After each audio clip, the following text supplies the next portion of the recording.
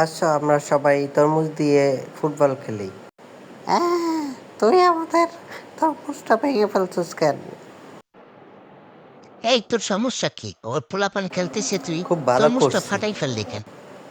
চলো আজকে তোমাদের সুন্দর একটা বল বানাই দিব, যা আমার বাপেও ভাঙতে দেখবা। এত সুন্দর কাঠ দিয়ে আমি তোমাদের একটা বল বানাই দিব, যেই বল ভাঙা তো দূরে, কোথাও পাও লাগাতে পারবে না।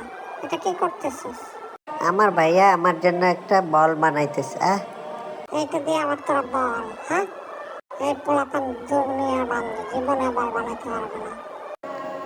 আরে তুই দেখিস, অনেক সুন্দর একটা বল বানাই ফেলবো, তুই পাওয়া লাগাইতে পারবি না। এই তো হয়ে যাচ্ছে আমার বল। এই তো, আয় এইবার খেল। এটা কিসের বল?